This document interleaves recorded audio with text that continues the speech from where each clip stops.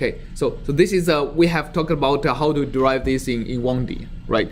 So for example, if we have a Poisson's equation in 2D, so we have the divergence of the gradient of u equal to f. That's the equivalence of Poisson's equation in 2D. And then we still define the same Sobolev space, right? We require our solution, we will require our solution u to be in that Sobolev space. So u is in h1 of omega. We also test this on a g, which is also on h1. And then if we have boundary conditions, we also require our u at the boundary conditions to be 0. And similarly, because we want to have the same number of equations as the number of unknowns, we also require our test function to be 0 at the boundaries, right? Otherwise, we get more equations than unknowns. So once we have that, this strong form needs to be weakened in order for us to state the equation within these Sobolev spaces that does not require these functions to be twice differentiable. So what we do is we multiply a g on top of this function. Oh, let me actually write it in the same familiar form, plus f equal to 0, just reversing the sign, sorry. Plus f, this integrate over omega has to be 0, right? Okay, so once we have that, we do integration by parts. Here, the integration by parts in multi-dimensions is basically application of the divergence theorem or Gauss's theorem. So if we have a vector h, then the Gauss's theorem that says the divergence of g times h, so g is a scalar, h is a vector, has to be equal to the integration over the boundary my normal dot with gh, right? So that's Gauss's theorem. And then if you expand the left hand side, what you get is integration over omega g times divergence of h plus integration of grad g dot with h is equal to the boundary terms. So g times n dot h, right? Okay, so here, let's say my grad of u, h, is grad of u. Then using integration by parts, I'm gonna get a boundary term, so that is integration over the boundary of this two-dimensional domain of g times n dot grad u, right? So that's the boundary term. Subtract an interior term that is okay. So basically we already have this. This term is equal to the right hand side minus this. So minus integration over the domain grad of g dot with h, which is grad of u, right? So we get the same familiar form that has first order derivative both on my u unknown and on my test function g. And then the rest is g times f is equal to 0. All right. So this is the weak form of the two-dimensional or three-dimensional Poisson's equation. And can somebody identify which part should belong to my bilinear form A, which part should belong to my linear functional L?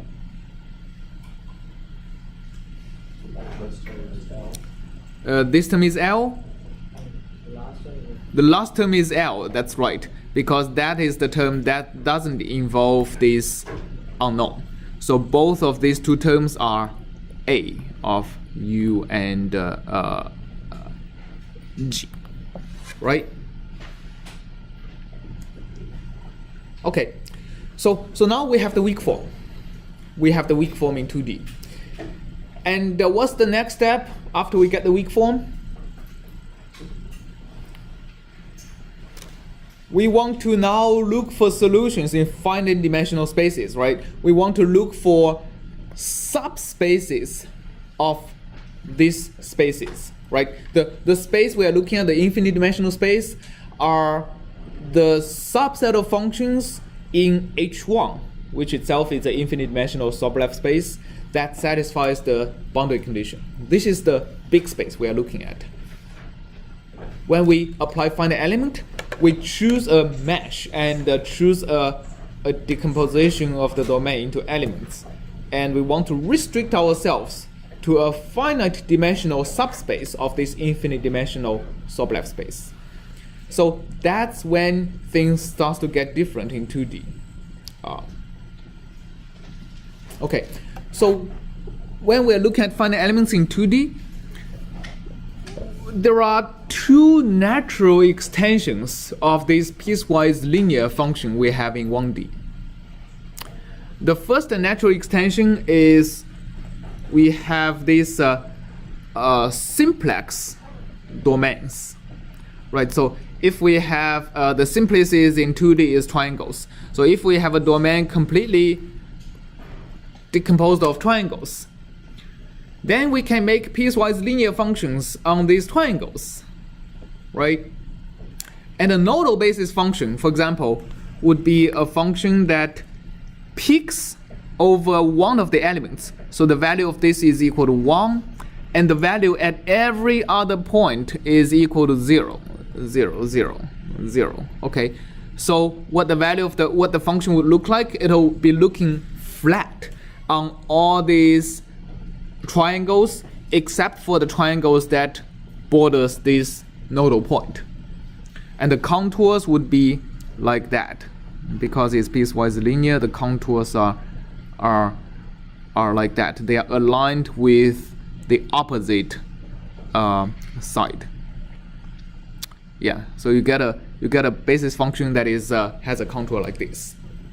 Okay, so this is one way of choosing the finite dimensional linear function space in 2 or 3 dimensions. In 3 dimensions, you need tetrahedrals, right, as opposed to triangles. So the other way of using finite elements in 2D is, as opposed to triangles, what if we have quadrangles? If we have quadrangles, we can also define this nodal basis, right? We also can require a basis to be equal to 1 here and 0 everywhere else. Except for this case, can we still use piecewise linear functions? Can this function be linear within each quadrangle? No, we have 4 values to enforce, right? The natural extension here is not still piecewise, but it's what we call like bilinear functions. The bilinear function means that if you draw any vertical line or any horizontal line in this element, the function along each vertical line or horizontal line is linear. It's a one-dimensional linear function. All right. So for example, if I have a domain that is -1, -1, 1, -1, and -1, 1, and 1, 1.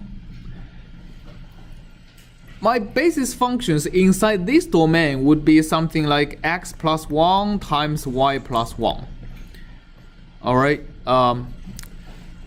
minus x plus 1, y plus 1, and x plus 1, minus y plus 1, and minus x plus 1, and minus y plus 1. So each of these functions, you probably need to divide by 4 to get them to be nodal basis, because each of these functions peaks to 1 at one of these nodes and decays to 0 linearly at all the other nodes, right?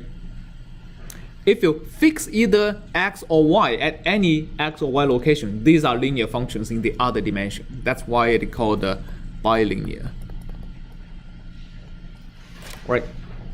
Both types of finite dimensional spaces and its associated basis functions has wide applications in finite elements. All right. Okay. So one thing in particular you need to